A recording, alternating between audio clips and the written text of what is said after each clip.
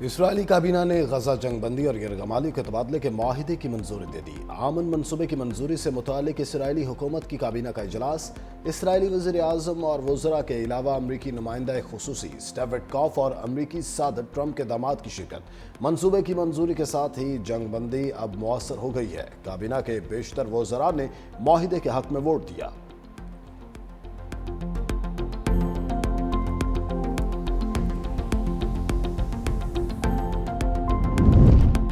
Trump کا امن منصوبہ غزہ کے لیے ٹرمپ کارڈ بن گیا۔ حماس اور اسرائیل نے امن معاہدے پر دستخط کر دیے۔ غزہ میں جنگ بندی کا معاہدہ نافذ العمل ہو گیا۔ شرم الشیخ میں مذاکرات کے دوران غیر معمولی پیش رفت۔ حماس، اسرائیل، امریکہ، قطر، مصر، ترکیہ کے وفود کی شرکت۔ غزہ سے 20 اسرائیلی یرغمالیوں کی رہائی، اتوار یا پیر کو ہونے کا امکان۔ اسرائیل یرغمالیوں کے بدلے 2000 فلسطینی قیدی رہا کرے گا۔ مصری وزارت خارجہ نے غزہ جنگ بندی معاہدے کو اہم لمحہ قرار دے دیا۔ کہا، شرم الشیخ میں ہونے والی مثبت پیش رفت غزہ جنگ میں اہم موڑ کی نمائندگی کرتی ہے۔ مصری وزیر خارجہ عبدالعاطلی کا آج پیرس روانہ ہونے کا سلسلہ۔ غزہ کی صورتحال سے متعلق امریکی صدر ٹرمپ کا جنگ بندی معاہدے کی دستخطی تقریب میں شرکت کا اعلان ہے۔ کہا، ہم نے غزہ میں جنگ ختم کر دی۔ اسرائیلی قیدی پیر یا منگل تک رہا ہو جائیں گے۔ مصر جا رہے ہیں، جہاں جنگ بندی معاہدے پر باقاعدہ دستخط ہوں گے۔ کئی ممالک کی مدد سے غزہ کی پٹی کی تعمیر نو کی نگرانی کریں گے۔ مجھے یقین ہے غزہ میں جنگ ختم ہونے کے بعد دیر پا امن ہوگا۔ غزہ پر معاہدے تک پہنچنے کے لیے ایران پر حملہ ضروری تھا۔ مشرق وسطیٰ کے تمام ممالک نے غزہ منصوبے کی حمایت کی۔ پی ٹی آئی کے لیے نئے وزیر اعلیٰ کے انتخاب میں بڑی رکاوٹ۔ الیکشن کمیشن نے تحریک انصاف اور سنی اتحاد کونسل کے ارکان کو آزاد قرار دے دیا۔ سپریم کورٹ کے 25 اگست 2025 کے حکم کی روشنی میں نوٹیفیکیشن جاری۔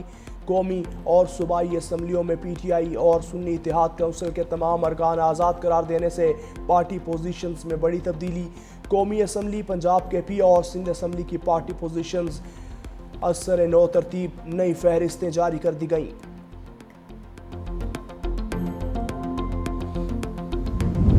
تحریک انصاف نے سیاسی کھیل میں نیا کارڈ پھینک دیا۔ پنجاب کی اسٹینڈنگ کمیٹیوں سے بھی استعفے کا اعلان۔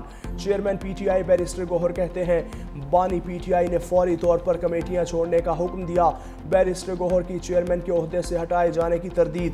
بولے، بیرسٹر گوہر کہیں نہیں جا رہے۔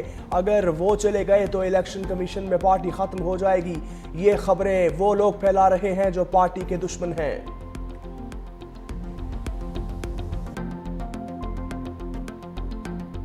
غزہ کی فضاؤں کو بھی سکھ کا سانس مل گیا۔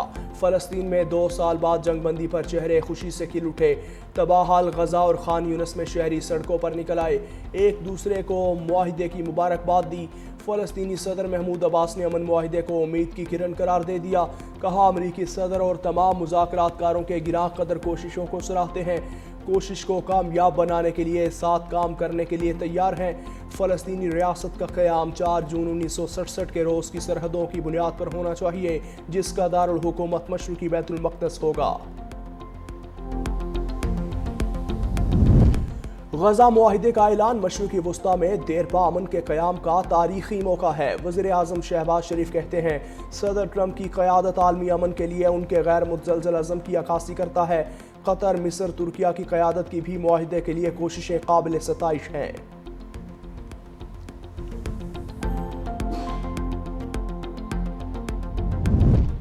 ویلکم بیک مشتاق احمد۔ اسرائیلی حراست سے رہائی کے بعد سابق سینیٹر کی وطن واپسی۔ اسلام آباد ایئرپورٹ پر پرتپاک استقبال، شہریوں نے پھولوں کے ہار پہنائے۔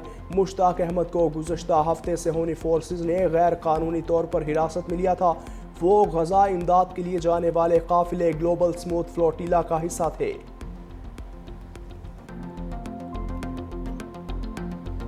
امن دشمنوں کا عبرتناک انجام۔ ڈیرہ اسماعیل خان میں بھارتی حمایت یافتہ دہشت گردوں کے خلاف کارروائی۔ سیکیورٹی فورسز سے درابند میں جھڑپ، 7 دہشت گرد ہلاک۔ کوئٹہ سے تعلق رکھنے والے میجر سپتین حیدر بھی شہید۔ چکلالہ گیریزن میں نماز جنازہ ادا۔ وزیر اعظم شہباز شریف، فیلڈ مارشل سید عاصم منیر، اعلیٰ فوجی اور سول افسران اور شہید کے اہل خانہ کی شرکت۔ وزیر اعظم کا شہید میجر سپتین حیدر شہید کو خراج عقیدت۔ کہا فتنہ الخارج یا کسی بھی غلط نظریات رکھنے والے گروہ کو کامیاب نہیں ہونے دیں گے۔ صدر آصف علی زرداری کا شہید آفیسر کے اہل خانہ سے اظہار تعزیت، کہا میجر سبطین حیدر نے وطن کے دفاع میں اپنی جان نچھاور کر کے عظیم مثال قائم کی ہے۔ D G I S P R آج اہم پریس کانفرنس کریں گے۔ کور ہیڈ کوارٹر پشاور سے دوپہر 2:30 بجے پریس کانفرنس نشر ہوگی۔ اسد قیصر کا افغانستان سے سفارتی سطح پر بات چیت کا مشورہ، کہا روس کے افغانستان پر حملے کے اثرات آج بھی ختم نہیں ہوئے، سب سے پہلے ہمیں اپنی پالیسی کو دیکھنا ہوگا، مسائل کا حل یہ تو نہیں کہ آپ افغانستان کو دھمکیاں دیں، یہ ملک بھی ہمارا ہے اور فوج بھی ہماری ہے، ہمارے خوبصورت جوان شہید ہو رہے ہیں۔ دہشت گردی واقعات میں شہادتوں پر فوج کو خراج تحسین پیش کرتے ہیں۔ راجہ پرویز اشرف نے کہا پاکستان میں ہونے والی دہشت گردی کے پیچھے بھارت ملوث ہے، بھارت دہشت گردی کا بہانہ بنا کر پاکستان پر حملہ آور ہوا، پاکستانی افواج نے بھارتی جارحیت کا منہ توڑ جواب دیا۔ افغانستان کے دارالحکومت کابل میں دھماکے، ترجمان افغان عبوری حکومت ذبیح اللہ مجاہد کی دھماکوں کی تصدیق، کہا ابھی کسی نقصان کی اطلاع موصول نہیں ہوئی، گھبرانے کی ضرورت نہیں، تحقیقات جاری ہیں۔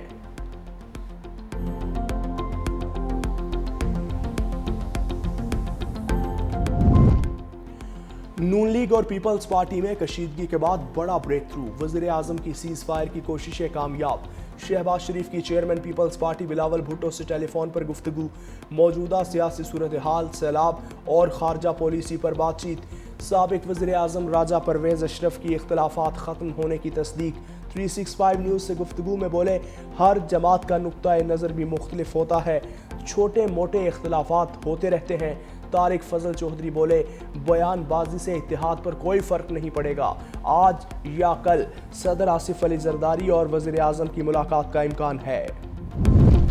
ٹی ایل پی والوں کو فلسطین میں امن ہونے پر مسئلہ کیا ہے؟ وزیر مملکت طلال چودھری برہم، کہا یہ احتجاج کے نام پر فساد کرنا چاہتے ہیں، غزہ کے نام پر اسلام آباد میں احتجاج کی کال، ملک بھر میں کارروائیاں کی، اسلام آباد اور پنجاب سے ٹی ایل پی کے عہدیدار گرفتار ہوئے، ان سے پروگرام کے پمفلٹ نہیں بلکہ پولیس پر حملہ کرنے کا سامان برآمد ہوا، فلسطین کے لوگوں کو بیان بازی نہیں، امن اور اپنا وطن چاہیے۔